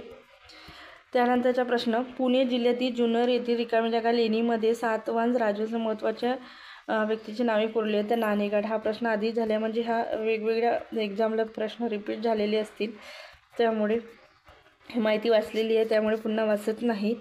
त्यानंतरचा प्रश्न बघूया. शिवाजी महाराज म्हणजे 2 स्टेटमेंट दिलेले आहेत आणि हे दोन्ही विधाने काय आहेत? बरोबर आहे. शिवाजी महाराजांनी महाराष्ट्रामध्ये स्वराज्य स्थापन केले.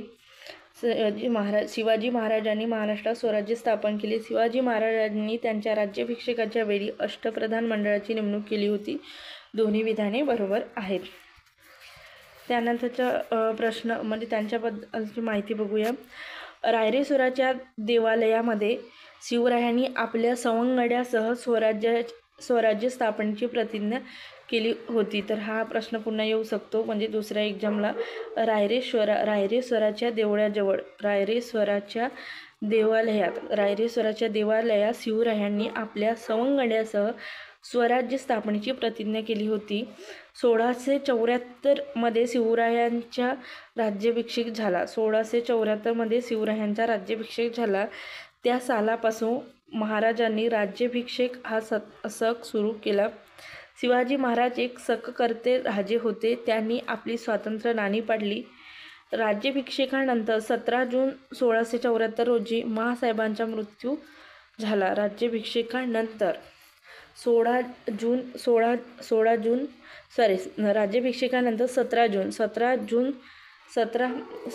1674 रोजी महासाहेबांचा मृत्यू झाला. तोरणा किल्ला जिंकून स्वराज्य तोरण लावले. किल्ल्यावर तोरणाई देऊळ आहे, त्यावर या किल्ल्याला तोरणा हे नाव पडले. 3 एप्रिल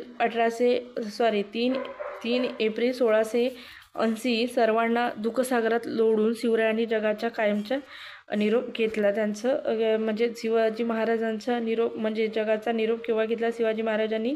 तर 3 एप्रिल 1680ला. त्यानंतरचा प्रश्न बघूया आपण. प्रश्न आहे, खालीलपैकी कोणी प्रार्थना समाजाची स्थापना केली? तर आत्माराम पांडुरंग यांनी काय केली? प्रार्थना समाजाची स्थापना केली आहे. तर आत्माराम पांडुरंग यांच्याबद्दल म्हणजे माहिती बघूया. प्रार्थना समाजाची स्थापना. ब्राह्मो समाजाचे प्रभावी नेते प्रवर सेन हे मुंबईला आले होते आणि मुंबईत धर्मसुधारणा व समाज सुधारणेच्या संदर्भात व्याख्याने देऊन लोकांना मार्गदर्शन केली होती आणि त्या व्याख्यानातूनच समाज आणि धर्मसुधारणाची प्रेरणा मिळाली आणि त्यातूनच मग दादोबा पांडुरंग तरखडकर, आत्माराम पांडुरंग वामन आबाजी मोडक, भाऊ महाजन यांनी 31 मार्च 1867 मुंबई येथे प्रार्थना समाजाची स्थापना केली. म्हणजे एक्झामला रिपीट प्रश्न आहे, त्यामुळे पुन्हा वाचायला येतात काही प्रश्न. त्यानंतर बघा, यादव राजवंशाच्या म्हणजे हे दोन्ही विधाने बरोबर दिलेली आहे. यादव राजवंशाच्या भिल्लम पाचवा याची राजधानी औरंगाबाद जवळील देवगिरी होती. शिवाजी महाराजांच्या आधीच्या काळात ती शेवटची भरभराटीला आलेली राजसत्ता यादवांची होती. तर हे दोन्ही विधाने बरोबर आहेत. देवगिरी येथे आपल्या राज्याच्या राजधानीची स्थापना त्याने केली. शिवपूर्व काळातील शेवटची वैभवशाली राजवट म्हणजे महाराष्ट्रातील यादव राजवट होय. त्यानंतरचा प्रश्न बघू, कोणत्या वर्षी भारतीय राष्ट्रीय काँग्रेसमध्ये सुरत येथील अधिवेशनामध्ये एक फूट पडली? तर सुरत येथील अधिवेशनात एक फूट पडली. कोणत्या वर्षी? तर ते सुरतचे अधिवेशन केव्हा झाले होते? तर 1907. तर तेव्हाच फूट पडली. बरोबर, 1907. राष्ट्रीय सभेतील विचारसरणीतील मतभेद 1907 सालच्या सुरत अधिवेशनामध्ये विकोपाला गेले. स्वदेशी व बहिष्कार हे ठराव बाजूला ठेवण्याचा मवाळाचा प्रयत्न होता. तो यशस्वी होऊ नये अशी जहालांची खटपट होती.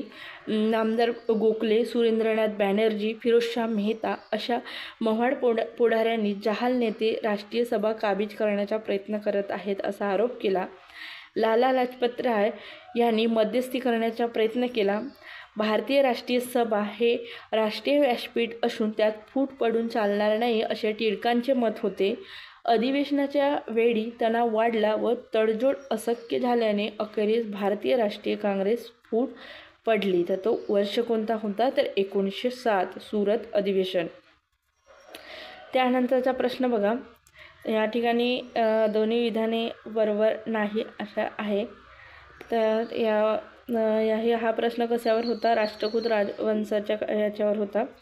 तर आपण हे राष्ट्रकूट राजघराण्याबद्दल माहिती बघितली आहे, त्यामुळे पुन्हा नको बघायला. त्यानंतरचा प्रश्न आपण वाचून घेऊया. प्रश्न आहे, गोलमेज परिषद खालीपैकी कोणी दलितांचे प्रतिनिधित्व केले गोलमेज परिषदेमध्ये? तर डॉक्टर बाबासाहेब आंबेडकर यांनी गोलमेज परिषदेमध्ये दलितांचे प्रतिनिधित्व केले होते. तर बघा, डॉक्टर बाबासाहेब आंबेडकरांनी गोलमेज परिषदेमध्ये दलितांचे प्रतिनिधित्व केले. तेथे त्यांनी दलितांसाठी स्वतंत्र मतदारसंघाची मागणी केली. दुसऱ्या गोलमेज परिषदेनंतर ब्रिटिश प्रधानमंत्री रॅमसे मॅकडोनाल्ड यांनी जातीय निवाडा जाहीर केला. त्यानुसार दलितांसाठी स्वतंत्र मतदारसंघ जाहीर करण्यात आले. जातीय निवाड्यानुसार हिंदू समाजाची झालेली विभागणी गांधीजींना मान्य नव्हती, म्हणून त्यांनी या निवाड्याविरुद्ध येरवडा तुरुंगामध्ये आमरण उपोषण सुरू केले होते. कोणी? तर महात्मा गांधींना म्हणजे जातीय निवाड्यानुसार हिंदू समाजाची झालेली विभागणी मान्य नव्हती, म्हणून त्यांनी या निवाड्याविरुद्ध येरवडा तुरुंगामध्ये आमरण उपोषण केले होते. राष्ट्रीय सभेच्या नेत्यांनी बाबासाहेब आंबेडकरांना त्यांच्या मागणीचा पुनर्विचार करण्याची विनंती केली आणि राष्ट्रहित लक्षात घेऊन बाबासाहेब आंबेडकरांनी ही विनंती मान्य केली. आणि मग काय झालं? तर 1932 महात्मा गांधी आणि डॉक्टर बाबासाहेब आंबेडकर यांच्यामध्ये एक पुणे येथे करार झाला, जो ज्याला पुणे करार म्हटलं जाते. हा करार पुणे करार म्हणून प्रसिद्ध झाला. या करारानुसार दलितांसाठी स्वतंत्र मतदारसंघाऐवजी मग काय झालं? तर राखीव जागांची तरतूद करण्यात आली. तर हे महत्त्वाचं आहे, म्हणजे व्यवस्थित लक्षात ठेवायचं. त्यानंतरचा प्रश्न आहे, विधाने बरोबर. तर पुलकेशी पहिला याने 6व्या शतकात चालुक्य राजवंशाची सत्ता स्थापन केली. तर यामध्ये पहिलं विधान बरोबर आहे. वेगवेगळ्या एक्झामला आलेले प्रश्न आहेत, त्यामुळे प्रश्न काही रिपीट होते. हाही प्रश्न रिपीट आहे पुन्हा. त्यानंतरचा प्रश्न आहे, हा पण प्रश्न रिपीट वाटतो. नाणेघाटास सातवाहन या राजवंशाच्या काळात नाणेघाट किंवा नाणाघाट असं म्हटले जाते. हे सुद्धा आपण वाचलेलं आहे आधीच, त्यामुळे पुन्हा वाचायला नको, नाही पण वाचून घेऊ, नवीन माहिती वाटते. पुणे व ठाणे जिल्ह्याच्या सीमेवर जुन्नर कुरभाट रस्ता असलेल्या घाट रस्ता नाणेघाट या नावाने ओळखला जातो. 5 किलोमीटर लांबीचा हा घाट सुमारे 2000 वर्षापूर्वी सातवाहनाच्या कारकिर्दीत तयार करण्यात आला होता. नाणेघाट सातवाहनाच्या कारकिर्दीत तयार करण्यात आला होता. पूर्वी हा घाट देश व कोकण यांच्यातील मुख्य व्यापारी मार्गापैकी एक होता. व्यापार व वाहतूक यासाठी हा घाट रस्ता वापरला जात असे. कोरलेला रांजण आजही तेथे पाहायला मिळतो. नाणेघाटातील लेण्या सातवाहन राजांच्या मूर्ती व प्राचीन शिलालेख आहेत. सातवाहन राजा व राणी यांनी दिलेल्या देणगीचे वर्णन देखील या शिलालेखामध्ये आहे. तर त्यानंतरचा प्रश्न आपण बघणार आहोत. 7 ऑगस्ट 1942 रोजी भारतीय राष्ट्रीय काँग्रेसचे अधिवेशन मुंबईमध्ये गोवालिया टँक म्हणजे क्रांती मैदान येथे आयोजित केले. खालीलपैकी कोण या अधिवेशनाचे अध्यक्ष होते? तर जे मुंबईतील गोवालिया टँक येथे आयोजित केलेले जे राष्ट्रीय काँग्रेसचे अधिवेशन होते केव्हाचे 7 ऑगस्ट 1942चे. तर त्या अधिवेशनाचे अध्यक्ष होते मौलाना अब्दुल कलाम आझाद.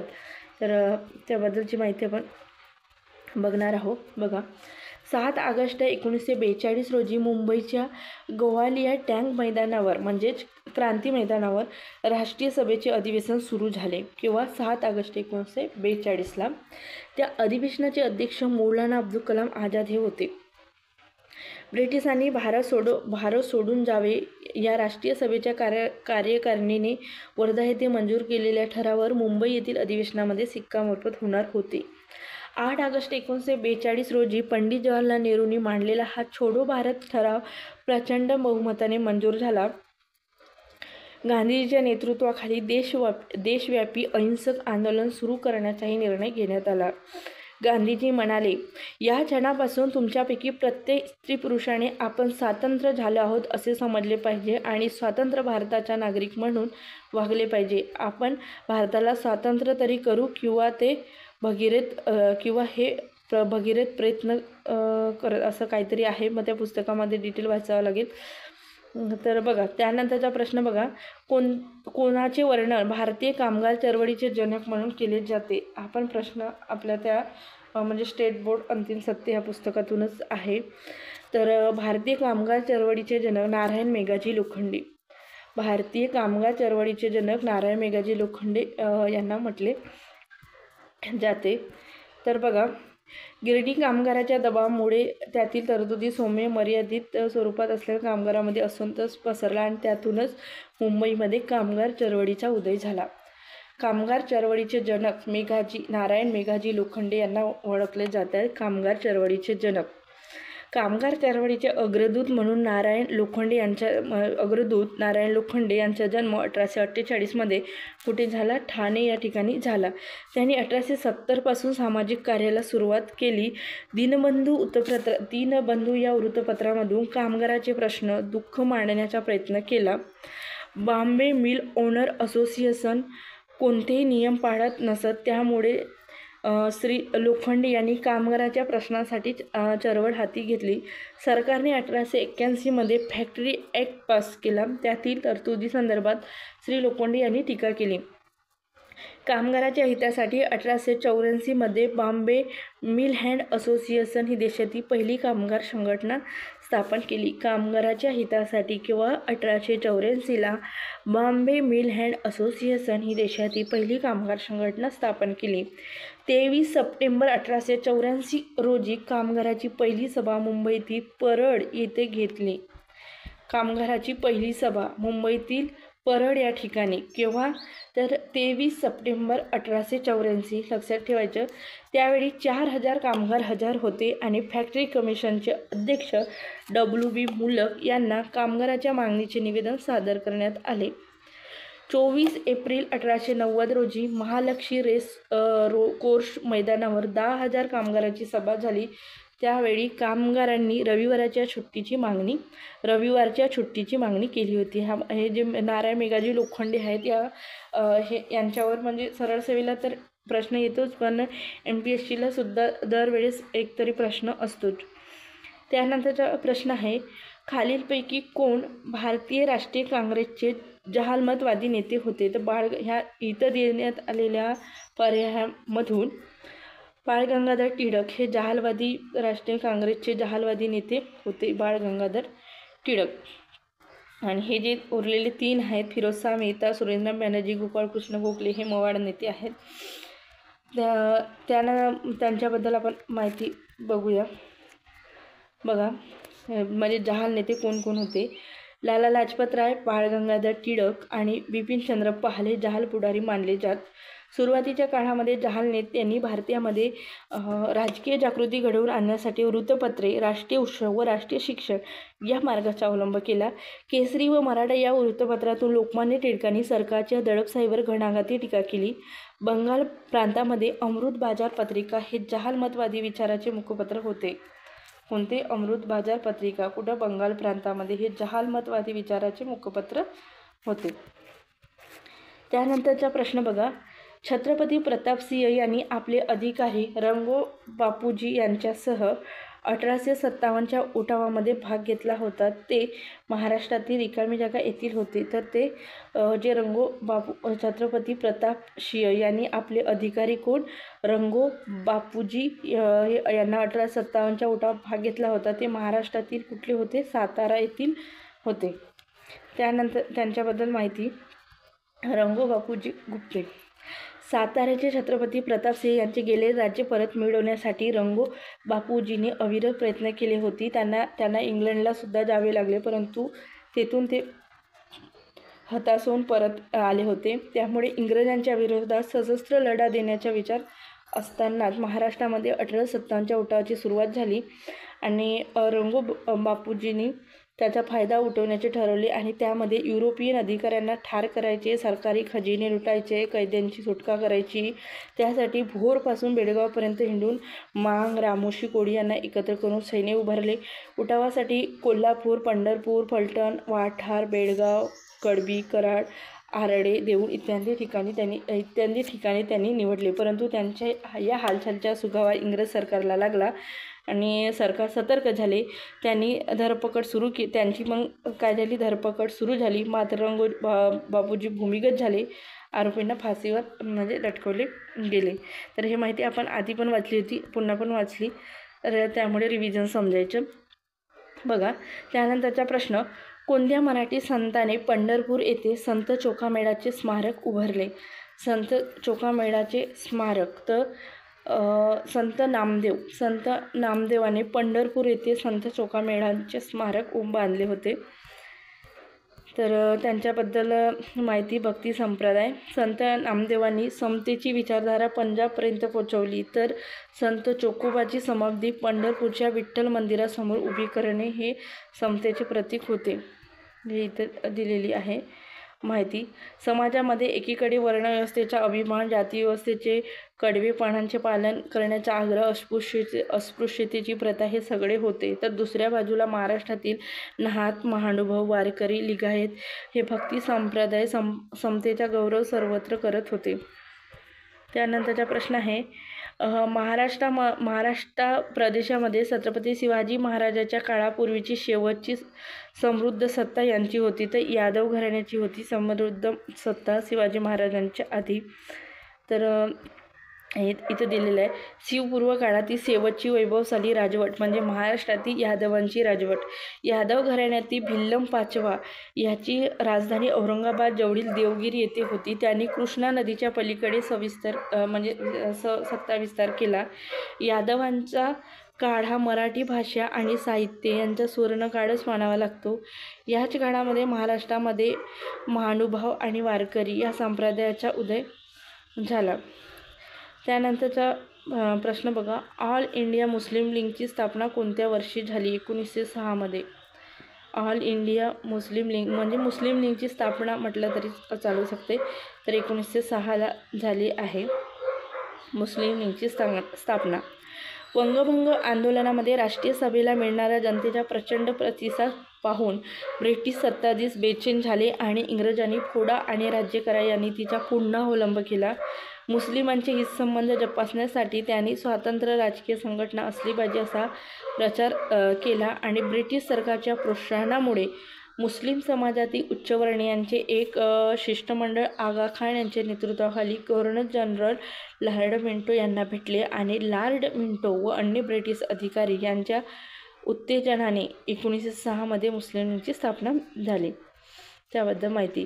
कोणते सातवाहन राज्याच्या राजधानीचे प्राचीन नाव आहे? प्रतिष्ठान हे होते. सातवाहन राज्याच्या राजधानीचे प्राचीन नाव होते प्रतिष्ठान, पैठण. त्यानंतर त्याबद्दलची माहिती आधी वाचलं, त्यामुळे आता नको अजून पुन्हा, कारण व्हिडिओ खूप मोठा होत आहे. त्यानंतरचा प्रश्न बघूया. भारतीय राष्ट्रीय सैन्य किंवा आझाद सैन्य फौजेचे मुख्य शिल्पकार कोणते? सुभाषचंद्र बोस. भारतीय राष्ट्रीय सैन्य हा TCSने विचारलेला प्रश्न आहे. भारतीय राष्ट्रीय सैन्य किंवा आझाद हिंद फौजेचे मुख्य शिल्पकार तर सुभाषचंद्र बोस उत्तर दिलेलं आहे. तर त्याबद्दल बघूया माहिती. भारताच्या स्वातंत्र्यप्राप्तीसाठी नेताजी सुभाषचंद्र बोस यांनी अभूतपूर्व प्रयत्न केलेला आहे. भारताच्या पूर्व सीमेवर हजारो भारतीय सैनिक ब्रिटिशांविरोधात युद्ध करण्यात उभे राहिले. हे सारे सैनिक आझाद हिंद सेनेचे होते. त्यांचे नेते कोण होते ते नेताजी सुभाषचंद्र बोस. सुभाषचंद्र बोस हे राष्ट्रीय सभेचे महत्त्वपूर्ण नेते होते. त्यांनी 2 वेळा राष्ट्रीय सभेचे अध्यक्षस्थान सुद्धा भूषवले होते. राष्ट्रीय सभेचे अध्यक्षस्थान त्यांनी 2 वेळा भूषवलं होतं. त्यानंतर आपण प्रश्न बघणार आहोत. बघूया माहिती त्यांच्याबद्दल लिहिलेली आहे. इंग्लंड दुसऱ्या युद्धात गुंतले असल्याचा फायदा घेत भारतात आंदोलन तीव्र करावे यासाठी इंग्रजांच्या शत्रूंची मदत घ्यावी असे सुभाषबाबूंचे मत होते. परंतु त्याबाबत राष्ट्रीय सभेच्या ज्येष्ठ नेत्यांनी नेताजी सुभाषचंद्र बोस यांचे मतभेद झाले. म्हणजे बापूजी म्हणजे आपलं ज्येष्ठ नेत्यांशी म्हणजे राष्ट्रीय सभेच्या ज्येष्ठ नेत्याशी नेताजी सुभाषचंद्र बोस यांचे मतभेद झाले.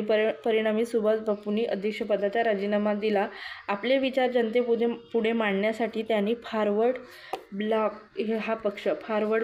नावाचा पक्ष स्थापन केला. कोणी? तर सुभाषचंद्र बोस यांनी, नेताजी सुभाषचंद्र बोस यांनी फॉरवर्ड ब्लॉक नावाचा पक्ष स्थापन केला. सुभाषचंद्र बोस आपल्या भाषणातून ब्रिटिश सत्तेविरुद्ध उठाव करण्याचे आवाहन भारतीयांना करू लागले. त्यामुळे सरकारने त्यांना बंदिवासात टाकले. तुरुंगामध्ये सुभाषबाबूंनी प्राणांतिक उपोषण सुरू केल्याने शासनाने त्यांना मुक्त करून त्यांच्या घरी नजरकैदेत ठेवले. तेथून वेषांतर करून सुभाषबाबूंनी सुटका करून घेतली. 1941च्या एप्रिलमध्ये ते जर्मनीला पोहोचले. 1941च्या एप्रिलमध्ये ते जर्मनीला पोहोचले. तेथे त्यांनी फ्री इंडिया सेंटरची स्थापना केली. कुठं? जर्मनीमध्ये. कोणी? सुभाषचंद्र बोस यांनी. लक्षात ठेवा. 1941 एप्रिलमध्ये कुठं? जर्मनीमध्ये. कोणी? सुभाषचंद्र बोस यांनी काय तर फ्री इंडिया सेंटरची स्थापना केली. जर्मनीच्या बर्लिन रेडिओ केंद्रावर भारताच्या स्वातंत्र्यासाठी जनतेने सशस्त्र लढ्यात भाग घेण्याचे आवाहन केले. याच काळामध्ये रासबिहारी बोस यांनी सुभाषबाबूंना जपानला जाण्याचे निमंत्रण दिले. आझाद हिंद सेनेची स्थापना बघूया. तर आझाद हिंद सेनेची स्थापना रासबिहारी बोस. लक्षात ठेवायचं, हे महत्त्वाचं आहे. आझाद हिंद सेना जर आली तर रासबिहारी बोस यांनी 1915 जपानमध्ये आझाद हिंद सेनेची स्थापना. रासबिहारी बोस 1915 पासून जपानमध्ये राहत होते. आग्नेय आशियातील देशप्रेमी भारतीयांना संघटित करून त्यांनी इंडियन इंडिपेंडन्स लीग नावाची संघटना स्थापन केली. 1942च्या पूर्वार्धात जपानने आग्नेय आशियातील ब्रिटिशांच्या ताब्यातील प्रदेश जिंकले. तेथील ब्रिटिश सैन्यातील हजारो भारतीय सैनिक व अधिकारी जपानच्या हाती लागले. युद्धबंदी झालेल्या भारतीय सैन्याची एक पलटण कॅप्टन मोहनसिंग यांच्या मदतीने रासबिहारी बोस यांनी तयार केली. तिला आझाद हिंद सेना नाव दिले. पुढे नेताजी सुभाषचंद्र बोस यांनी आझाद हिंद सेनेचे नेतृत्व केले. म्हणजे स्थापना रासबिहारी बोस यांनी केली, पण पुढे मग त्याचे नेतृत्व सुभाषचंद्र बोस यांनी केले. 1943च्या ऑक्टोबरमध्ये नेताजींनी सिंगापूर येथे आझाद हिंद सरकारची स्थापना केली. 1943 ऑक्टोबरमध्ये नेताजींनी सिंगापूर येथे म्हणजे सुभाषचंद्र बोस यांनी सिंगापूर येथे आझाद हिंद सरकारची स्थापना केली. शाहनवाज खान, जगन्नाथ भोसले, डॉक्टर लक्ष्मी स्वामीनाथन, गुरुबख्श सिंग खिल्ला, प्रेमकुमार शेगल इत्यादी त्याचे प्रमुख सहकारी होते. कॅप्टन लक्ष्मी स्वामीनाथन ह्या झाशीची राणी महिला पथकाच्या प्रमुख होत्या. नेताजी सुभाषचंद्रांनी भारतीय जनतेला तुम मुझे खून दो मैं तुम्हें आझादी दूंगा असे आवाहन केले होते. नेताजी सुभाषचंद्रांनी भारतीय जनतेला तुम मुझे खून दो मैं तुम्हें आझादी दूंगा असे आवाहन केले होते. हे त्यांच्याबद्दल आपण माहिती वाचून घेतली, महत्त्वाची होती. त्यानंतरचा प्रश्न बघा. 1857च्या उठावात सहभागी झालेले चिमासाहेब महाराष्ट्रातील कोणत्या जिल्ह्यातील होते? तर कोल्हापूरचे होते चिमासाहेब. 1857च्या उठाव यांच्याबद्दल आधीच आपण माहिती वाचलेली आहे, प्रश्न पण बघितला आहे, त्यामुळे पुन्हा नको. त्यानंतरचा प्रश्न बघूया. Doctor B R. आंबेडकर यांनी मंदिर प्रवेशाची चळवळ कोणत्या वर्षी सुरू केली? तर मंदिर प्रवेशाची चळवळ कोणत्या वर्षी सुरू केली? Doctor B R. आंबेडकर यांनी मंदिर प्रवेशाची चळवळ कोणत्या वर्षी सुरू केली? तर 1927ला सुरू केली.